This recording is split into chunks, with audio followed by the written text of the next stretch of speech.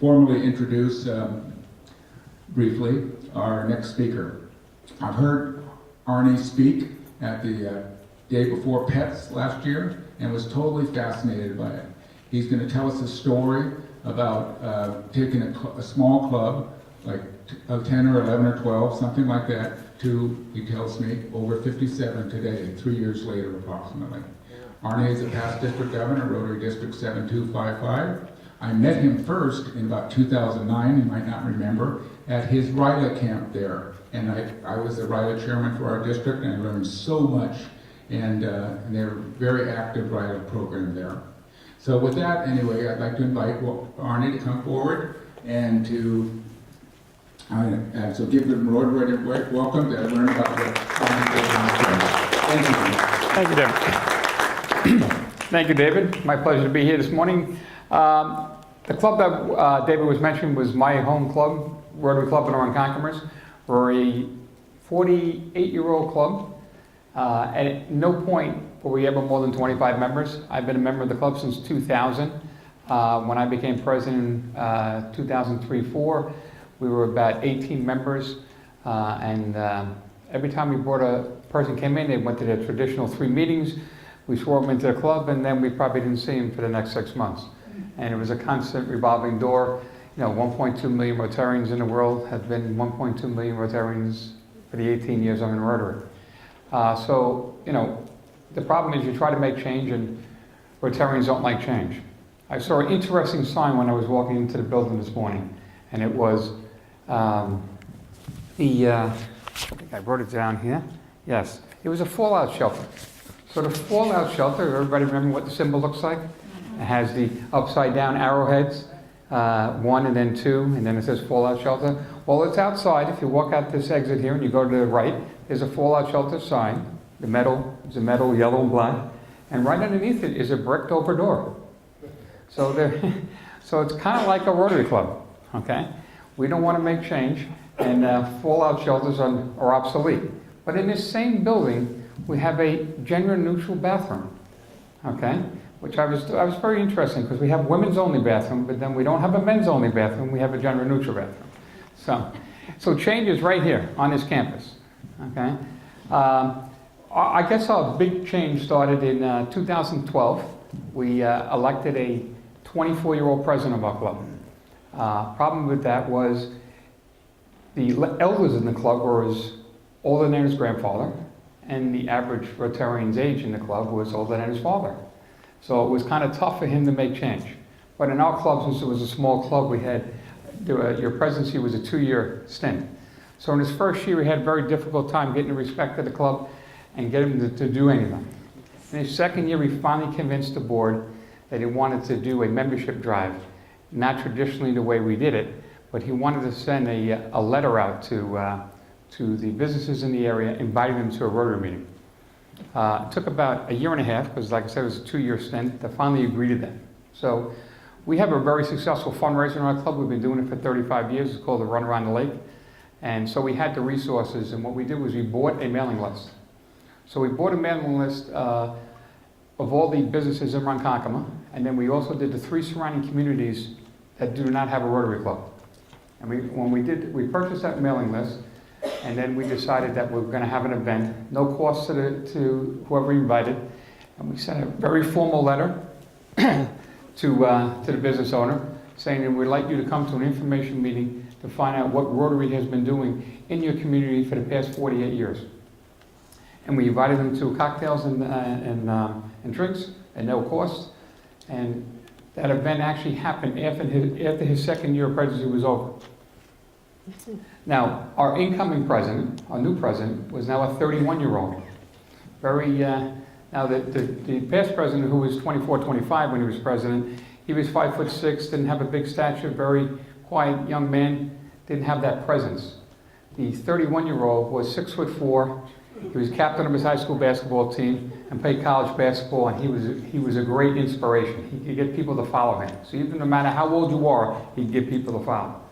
The big change before we mailed that letter out was our charter member of 42 years retired.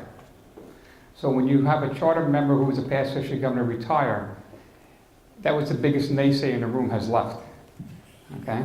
Now after that, 6 months later, his best friend, who was in the club for 41 years, also retired.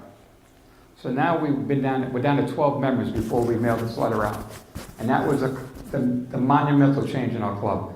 Because now we had the two naysayers in the room that everybody turned to, a past history governor who was a charter member, and his best friend who was a lawyer.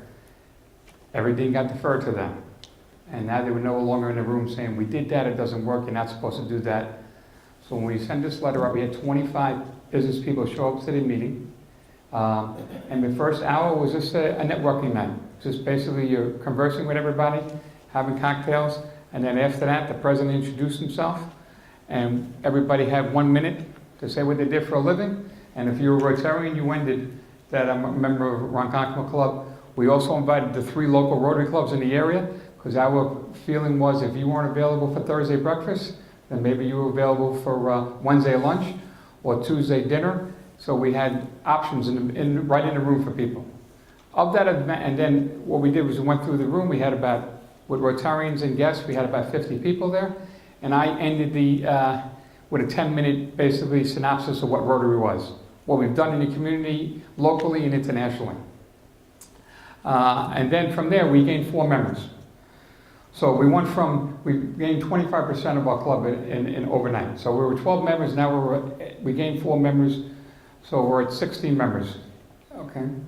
So from there, we decided that we're going to do this quarterly, every quarter, because now you have the mailing list.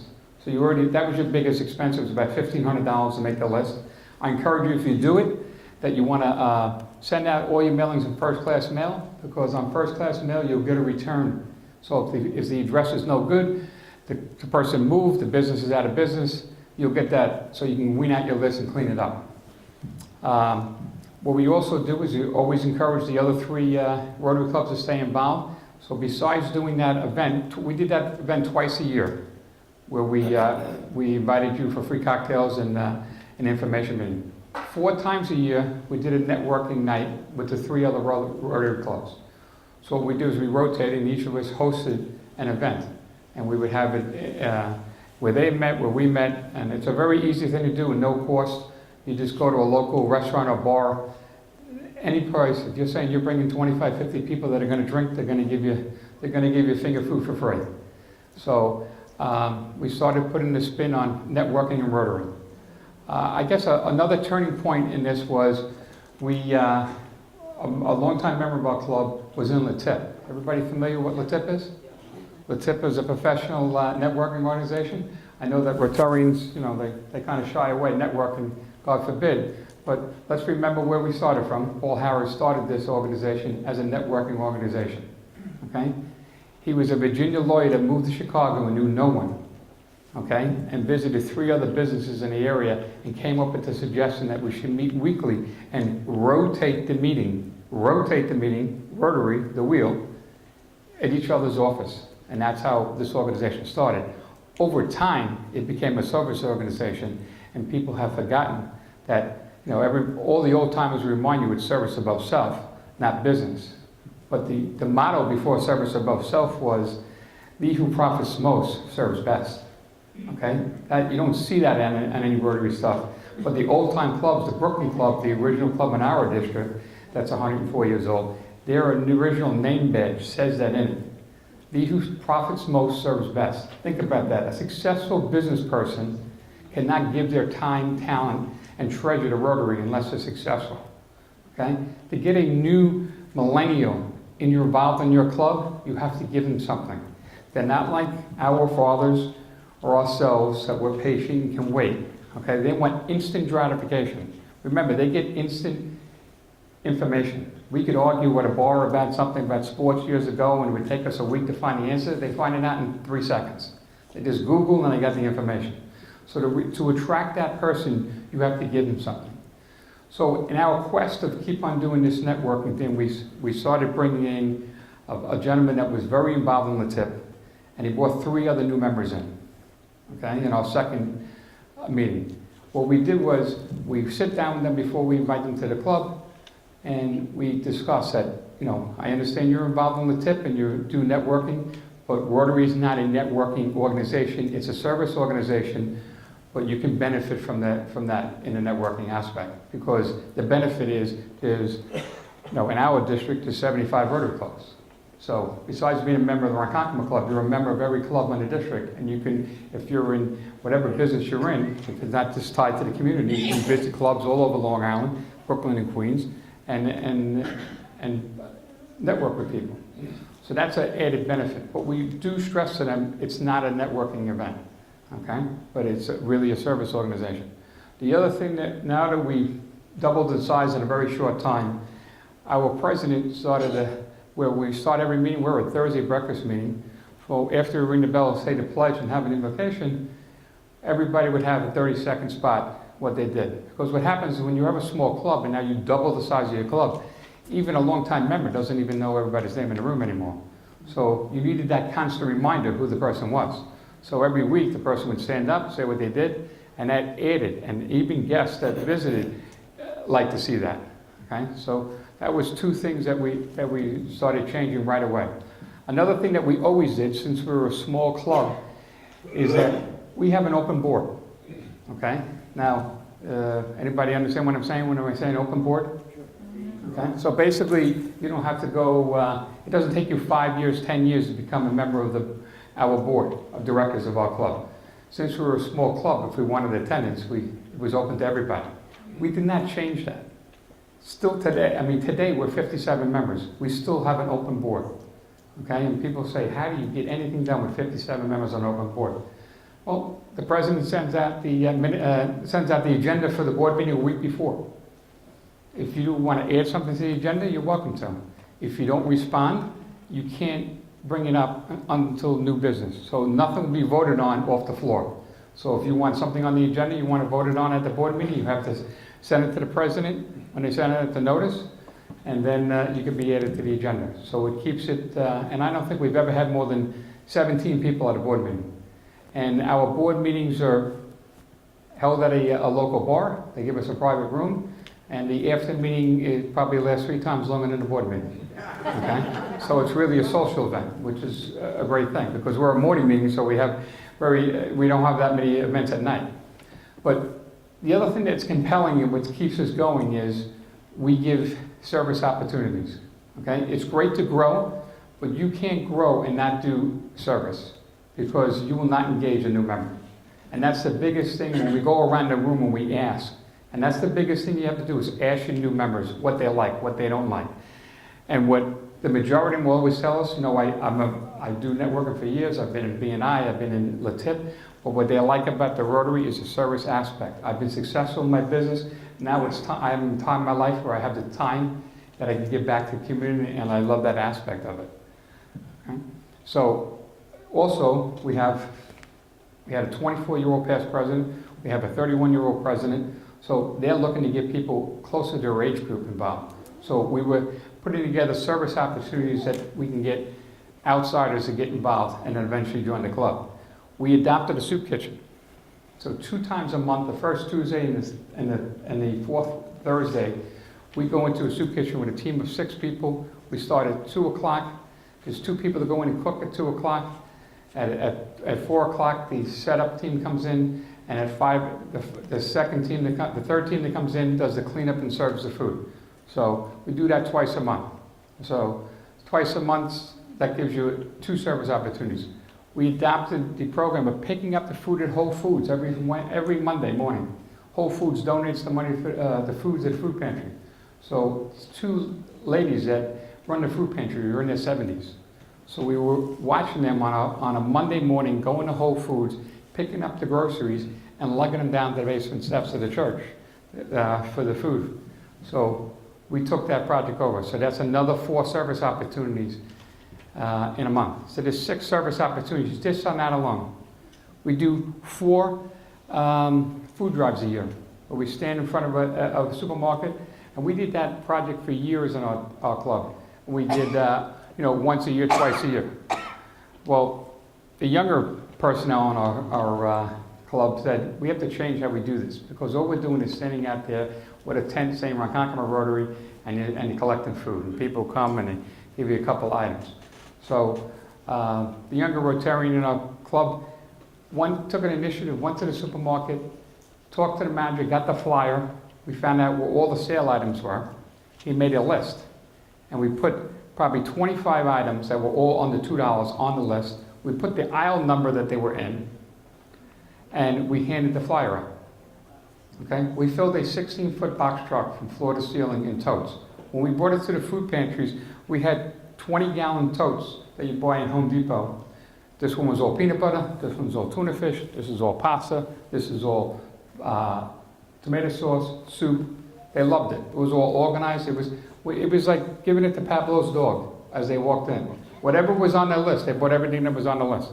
It was amazing. If you give people direction, and they do. But if you just say you're having a food drive, with no direction, they just get a couple of things, they feel guilty, and they give it to you. But if you tell them what you're looking for, and they see, how inexpensive stuff is that's on sale, it's a win-win. The supermarket loves it. The manager sells down on every single item that's on sale. So it's great. It's a win-win. So all these opportunities engages all the new people. And when they see what we can do and the impact we have in the community, they love the idea. What we were finding out, though, in this explosive growth in our club is that attendance was shying off. Okay? So we started adapting a program that every board meeting we would run the attendance on everybody. Now, I was a member of the 2016 Council of Legislation, which is probably the most liberal council that's ever been in Rotary, that we've changed everything, that basically you have a pulse, you can be a Rotarian now. Okay? We also, yes? Can I ask you a question? How do you get the millennials who work a regular day or regular week from Monday through Friday to get into a food pantry and do all the things when they only have like maybe a Saturday or Sunday, available? I'm going to get to that. Hold on. To be part of what's going on. Just pass it. I'll get to that. Let me go through, and we're going to have a Q&A at the end. But I'll get to how we engage them. Okay. So,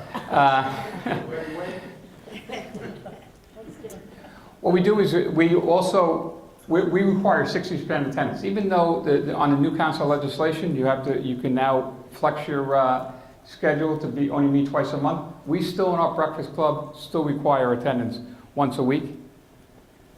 And then if we allow you to offset attendance to your club, meaning to go a service project. So we have I told you about 12 service opportunities a month. We have two projects in our club. One is a veterans project, another is a drunk driving awareness program. So we have about 20 service opportunities a month in our club. So there's no reason you can't have 60% attendance in our club. So what we do at a board meeting is we see what your attendance is. If you drop below 60%, so we split it up right in the room and we say, okay, I'm going to call Bob and Jill, and you're going to call Steve and Jane, and we're going to find out, what's going on. Okay. So my question is that you have these millennials who are. I know you're hopping on that, but give me a chance. I'm going to get to the millennial part, okay? And they're working at 8. You're making big assumptions though. So give me your time and I'll get to you. Okay. So now, when we did that, we got the feedback from the members on why they can't do so. Okay. And we were gonna chop 10 people out of the roster of our new growth. And you hate to do that because you're growing, but what you have to do is you don't want to grow just for numbers. You want substance. So what we ended up doing is we started a satellite club. Okay. And our satellite club meets in the evening. They meet at Panera Bread. There is no meal requirement. Of course, our morning club, our dues are $400 if you're a member of our club. But our morning club, you have to pay for your meals. So you got to pay for breakfast in advance. We don't collect it every week at the door. We bill you quarterly for your meals. So the biggest thing that keeps millennials out of Rotary is the cost of eating. Not the cost of being a Rotarian, the cost of coming to your meeting.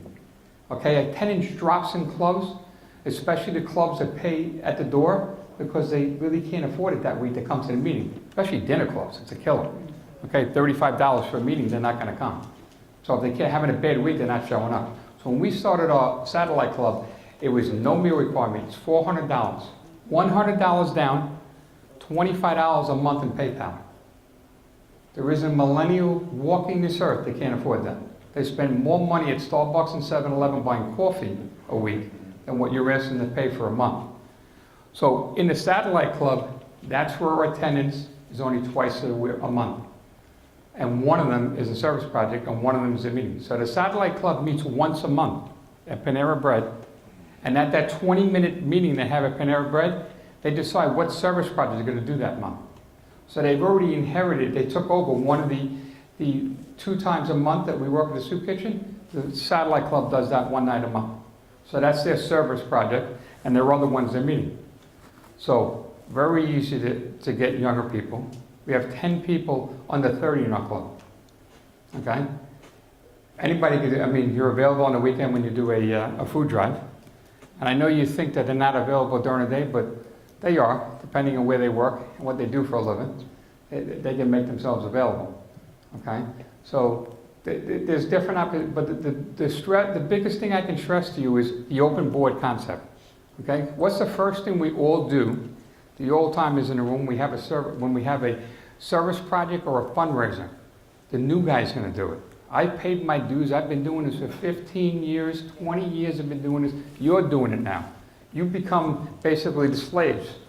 Okay? And it's the truth. You do everything. You do all the hard labor. Okay? The problem is the young people that you're bringing into the club that you want to do all the hard labor, you never give them a seat at the table. So basically, they did everything to make this fundraiser successful, but they're not on the board, so they have no word on how the money's spent. That pisses people off.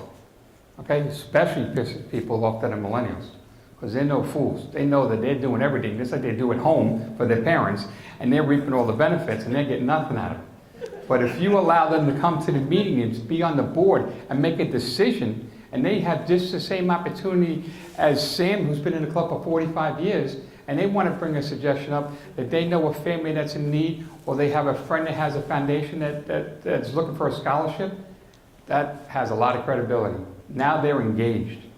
They're engaged big time. Now they can come and bring ideas to the table and willing to bring an idea for a fundraiser or a service project, because they have just as much say and equal say as everybody else. So that is a big aspect of it. Yes, David? Question. I'm not done yet. This is part of, I just wanted your opinion. You know, I talk to a lot of young Rotarians who go to clubs for the first time. And I'll ask them, you know, what did you like, what did you didn't like? And I David, stand up. I'm sorry. I have gotten a lot of concerns or complaints from young Rotarians that when they go to clubs, one of the significant things that turn them off is singing. Yeah. And I just kind of wanted your opinion on this is what I've been told by young people. And there's I'm not making my comment on. I just wanted to put you on the spot. Arnie's my friend. I can tell you from the Young Professional Summit they had, that singing is out. They don't want it. Okay? There's no question about that. The only time we sing in our club is happy birthday or happy anniversary, and if you don't want us to sing, you pay. So it makes it very simple. Yes, then. Earlier, you mentioned to me how you organize all these people online. Can you share the platform you use and how effective it is and how easy it is to work? We have two different ways of communicating in our club. My wife's an educator. She's the current president of the club. They have a program they use in school. It's a texting program. So you sign up for the texting. All the teachers use it in the classroom. So all the parents sign up to this texting program. And then she just sends out one text and it blankets everybody. And what the great thing about this one is, it doesn't get 47 people getting the answer from the 47 other people giving the answer. That's the worst thing on a group text, is you get everybody's answer. It just drives you insane. So we communicate by text, and we also communicate by club running. But, we encourage everybody to be on My Rotary. I mean, that's a big thing. That's how we get our stats. That's how we know everything. A couple other things that people love about our club is the fellowship. I mean, every single meeting that we have at our club, we have a speaker. We never not have a speaker, okay? We start our meeting, we have 5 minutes of basically just going over a calendar, service opportunities. We go pledge, invocation, introduce everybody in the room. We put our speaker, the president goes up, talks about, maybe service opportunities for the week, and maybe a couple of things that other Rotary clubs are doing in the area. Our speaker's up 15 minutes, and then after that we do happy dollars. Our happy dollars are unique. We're the #1 per capita giving club in the district, over $600 per capita foundation given in our club, okay? And that was the same when we were 18, and now we're 57. And the way we do it is, all our happy dollars go to the foundation. We don't need the money to be in our club account. I know a lot of clubs hate to give up that happy dollar money, but the way we do is, since you pay for your meals in advance, you don't come, we have your money. So it's a great savings for the club if you don't show up for your meal, because we already charge you for your dues. And your meal money is already collected. So we don't need it for our operating account. So our happy dollars go to foundation dollars, and I don't think there's a person in the room that doesn't give less than $5. Now, we had a lot of issues. We had a couple of millennials come up to us and say, listen, it's a little out of hand sometimes at happy dollars. You go 20, 50, sometimes people give $100 for a special occasion. But we explain to them, don't even, you can give $1. There's no judgment here. We don't announce what it is. But the one thing we do is the treasurer goes around with the sergeant, and we keep it in a roster. So we know every dollar you gave, and when the treasurer gives the money, every Rotarian gets credited for it, okay? So when you're giving your happy dollars, it's going in your name to the foundation. That's a big key, okay? Because for years, everybody gave the happy dollars, but it went into the club as a club donation. Now it's going in the individual name. There's not a person in our club as an E-Ray. If you're in our club, within 2 years, you're a Paul Harris Fellow just from happy dollars alone, okay? So, and then during happy dollars, it's basically open mic. I mean, you can cut on anybody in the room. That's where all the fellowship's from.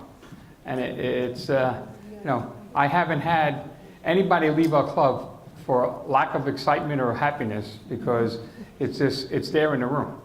Yes? I'd just like to know, what's the ratio of male to female in your club? It's 1/3 female. Okay, and my wife was joined the club 6 years ago. She was the only female in the club. Okay, so it's a big difference. I mean, we have a couple of clubs in our district that are 50-50, male and female. Okay? Yes, Joseph. I just want to put a plug in for the Patterson Rotary Club. We're 106 years old, and our club is 54% female. Oh, yeah. District 7490. 54. Go, Joe. What percentage of your membership is minorities? What percentage is minorities? That's a good question, Chris. We do lack on that. I'll give you that. Okay, we only have 4 minorities in our club. And it's not from a lack of trying, believe me when I tell you. But no, I think it's the problem in Rotary, really. Now, you mentioned that when you rejuvenated your club a number of years ago, you had a systematic membership drive. Are you still doing that today? Because I think what I see with a lot of clubs, they do like a quote-unquote membership drive, and then if it works or it doesn't work, they'll do it in like another 2 years. I think if you do it consistently, it works. So I'm just wondering if you guys do it consistently. Twice a year, we do the mailing, the same mailing. We change the letter up a little bit.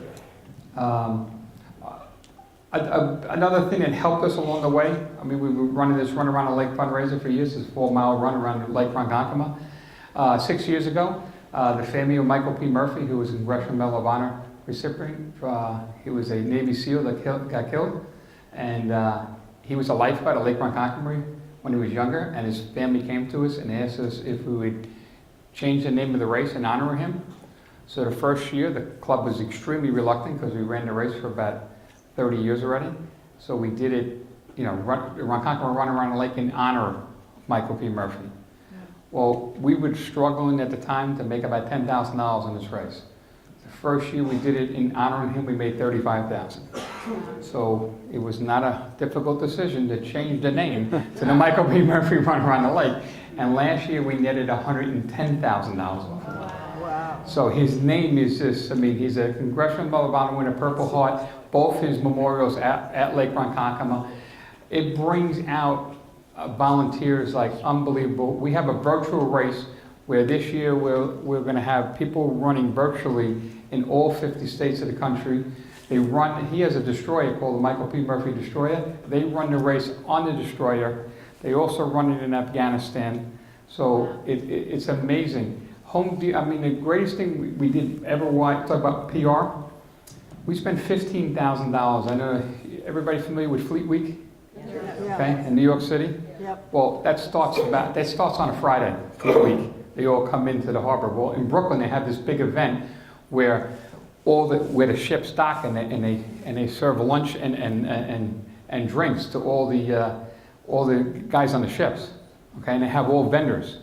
So we spent $15,000 to be a sponsor of this, along with 3,000 other vendors. And our tent was, and we did it as Ronkonkoma Rotary Club with the Michael P. Murphy Run Around the Lake. So we were hoping to promote the race because we wanted to get all the ships to be involved on the virtual race. Well, we were right next to the Home Depot Foundation. When the Home Depot Foundation found out what we did and what the race was about, they give us a $15,000 check every gift card for Home Depot to buy anything we need for the race. Now we line the whole entrance to the park with American flags, thanks to Home Depot. They send 20 people to volunteer. They set up tents, and when you got runners, you got young kids, they do those little workshops where they make stuff. So just on that $15,000 investment to be a sponsor of that race, we get $15,000 a year just from the Home Depot Foundation. And I mean, we don't know how to buy water. At that $15,000, we buy water from Home Depot, we buy the flags.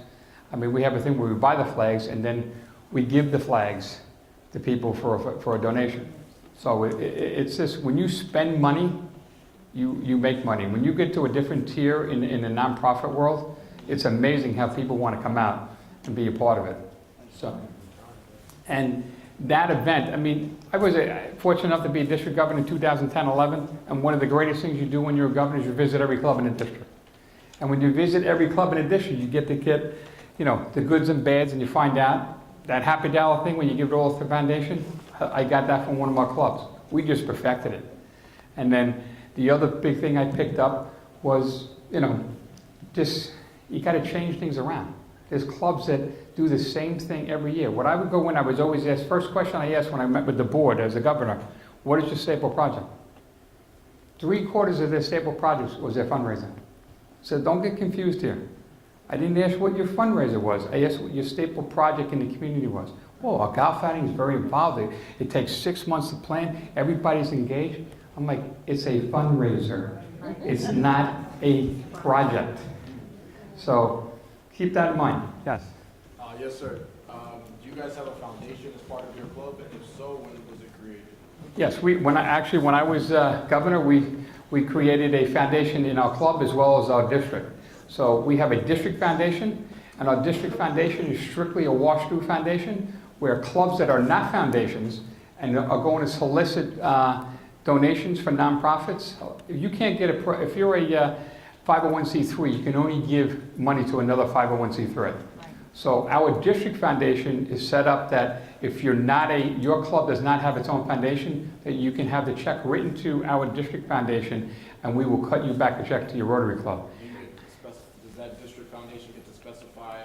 Absolutely not. We have nothing. It's basically we just make it so you can get the donation. And our club we have our own nonprofit because we have that big race, so we get a lot of donations. So we started our own nonprofit for that reason. How long ago? About 7 years ago.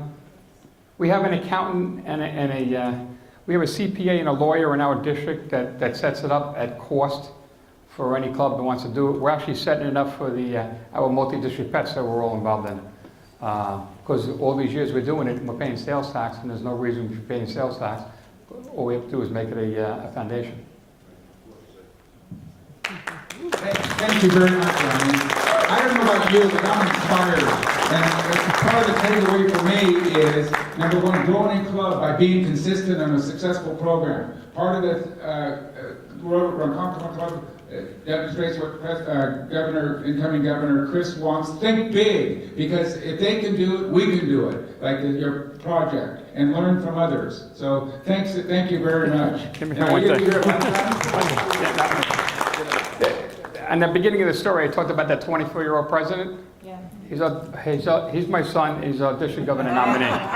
So he's going to be David's classmate. Okay, he'll be the youngest governor in probably our zone in, I can't remember, ever. I mean, because as far as I know, before the early parts of Rotary, the youngest district governor was Ray Klingensmith, and he was 34. So he'll be 32 when he's governor. What? No, Drew, he'll be younger than Drew. I know Drew very well. Thank you.